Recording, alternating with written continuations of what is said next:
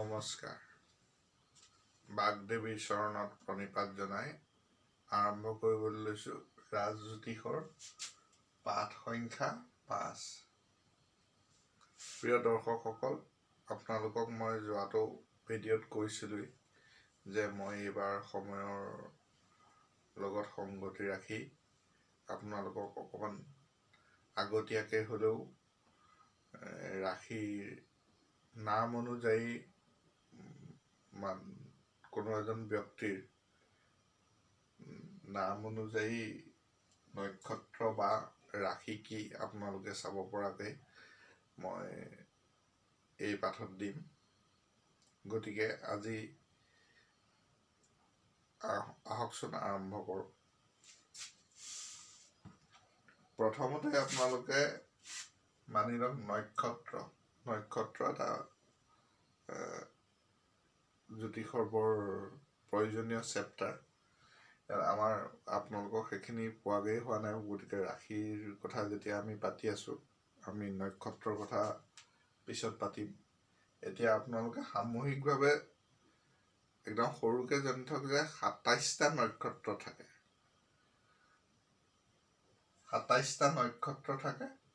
ইয়াৰে এই 1, 2, 3, 4, 5, 6, 7 এইবিলাক হ'ল নক্ষত্ৰ। আৰু এটা নক্ষত্ৰক 4 ভাগ কৰা হৈছে। এইটো প্ৰথম ভাগ, এইটো দ্বিতীয় ভাগ, এইটো তৃতীয় ভাগ আৰু এইটো চতুৰ্থ ভাগ। আৰু প্ৰতিটো ভাগতে এটা আখৰ দিয়া হৈছে। এতিয়া এইটো হ'ল নক্ষত্ৰ নং, এইটো নামৰ প্ৰথম আখৰ আৰু নামৰ প্ৰথম আখৰ অনুযায়ী ৰাশি কি হ'ব। এই বিহুৰ সময়ত আপোনালোকে বৰ্ষচক্ৰ চাব লাগিব। বৰ্ষচক্ৰ ফলখিনি বা হেৰিখিনি আপোনালোকে কেলেণ্ডাৰতে পাব বা পঞ্জিকাটো পাব, PM বাগচি ডাইৰেক্টৰী পঞ্জিকাত। গতিকে ইয়াত কেনেকৈ চাব লাগিব সেইটো মই আপোনালোকক অকণমান শিকাবলৈ চেষ্টা কৰিছোঁ। আহকচোন আপোনালোকে লিপিবদ্ধ কৰিব। নক্ষত্ৰ সংখ্যা 1। নক্ষত্ৰ সংখ্যা 1ত মই আপোনালোকক কৈছোঁ যে 4টা ভাগত ভাগ কৰিছোঁ প্ৰতিটো নক্ষত্ৰক। আৰু এটা ৰাশিত আমি সেই প্ৰতি যিটো 4টা ভাগ কৰিছোঁ, তেনেকুৱা 9টা ভাগ আমি এটা ৰাশিত ৰাখিছোঁ। এতিয়া আপোনালোকে সিমানকেই জানক, পিছত মই আপোনালোকক বহলাই ক'ম। 1, 2, 3, 4, 5, 6, 7, 8, 9টা। এই 9টা ভাগক লগাই আমি মেষ ৰাশি কৰিছোঁ। প্ৰথম 3টা নক্ষত্ৰৰ পৰা আমি 9টা ভাগ লৈ প্ৰথম 9টা ভাগ লৈ মেষ ৰাশি কৰিছোঁ। এতিয়া আপোনালোকে চাওক, প্ৰথম নক্ষত্ৰৰ প্ৰথম পাদটো হ'ল এইটো কটা ভাগটোক আমি পাদ বুলি ক'ম। পাদ বুলি ক'ম। পাদ।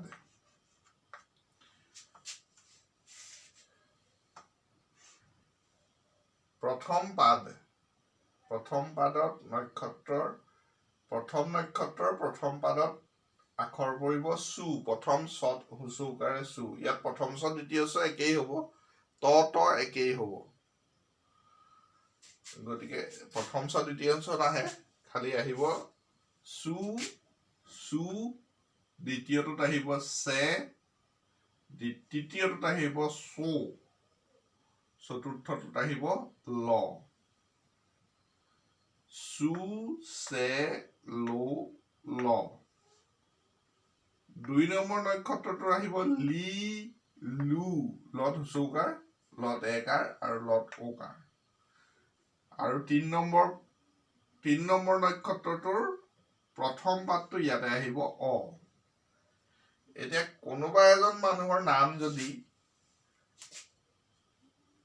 চেনিৰাম হয়, তেতিয়াহ'লে চাওক, আপোনালোকে বুজিব লাগিব প্ৰথম নক্ষত্ৰৰ দ্বিতীয় পাদ মেষ ৰাশি।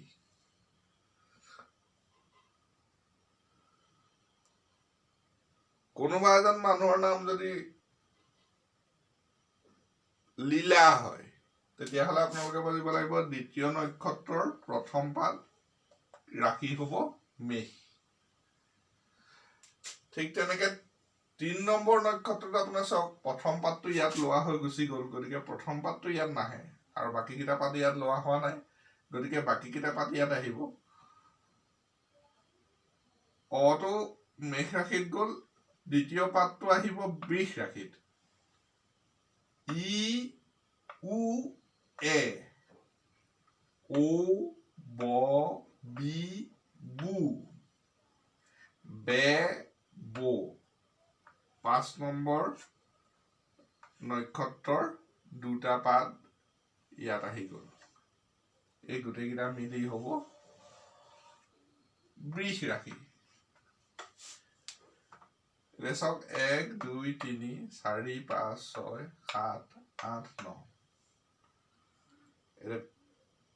5 নম্বৰ ৰাশিৰ প্ৰথম দুটা ওপৰত গ'ল, পিছৰ দুটা তলত আহিব ক আৰু কি।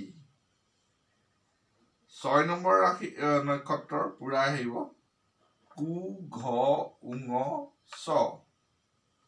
7 নম্বৰ ৰাশিৰ 3টা আহিব, কাৰণ 9টা হ'ব লাগিব 1 2 3 4 5 6 7 8 9, তেতিয়াহে হ'ব। গতিকে 9টা হ'বলৈ হ'লে কি হ'ব কে পু হ, এইটোৱে হ'ব মিথুন ৰাশি। 7 নম্বৰ নক্ষত্ৰৰ প্ৰথম 3টা পাদ মিথুন ৰাশিত গ'ল। 4 নম্বৰ পাদটো আহিলে হিটো কৰ্কট ৰাশিত হ'ব। তাৰপিছত 8 নম্বৰ হু হে হু দ মূৰ্ধন্য দ। 9 নম্বৰত দি দু দে দো, এইকেইটা মিলি হ'ল 9 নম্বৰলৈকে সতে কৰ্কট ৰাশি। 9 নম্বৰ নক্ষত্ৰলৈকে কৰ্কট ৰাশি। এতিয়া ধৰি লওক ডিম্বেশ্বৰ যদি কোনোবা ব্যক্তিৰ নাম হয় তেনেহ'লে 9ম নক্ষত্ৰ হ'ব আৰু কৰ্কট ৰাশি হ'ব।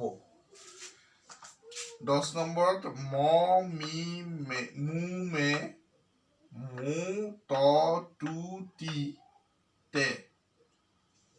এই 12 নম্বৰৰ এইখিনিলৈকে সতে সিংহ ৰাশি। 12 নম্বৰৰ দ্বিতীয় পাদ পো প পি। 13 নম্বৰ পু স ন থ। 14 নম্বৰ পে পো, এই গোটেইকেইটা লগাই হ'ব কন্যা ৰাশি। 14 নম্বৰ নক্ষত্ৰৰ শেষৰ দুটা পাদ তুলা ৰাশিত পৰিব ৰ ৰি।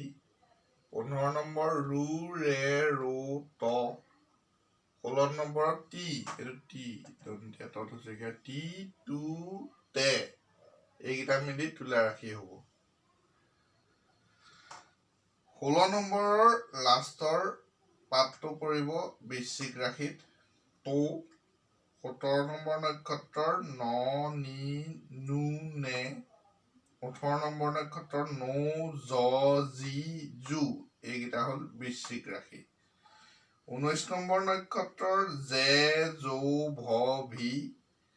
20 নম্বৰ নক্ষত্ৰৰ ভূ ধ ফ ধ আৰু 21 নম্বৰ নক্ষত্ৰৰ প্ৰথম পাদ ভে লগাই ধনু ৰাশি হৈছে। 21 নম্বৰ নক্ষত্ৰৰ প্ৰথম পাদটো আগৰ ৰাশিত আহিল, মকৰত আহিব, ধনু ৰাশিত আহিল, মকৰত আহিব ভৌ জ জি।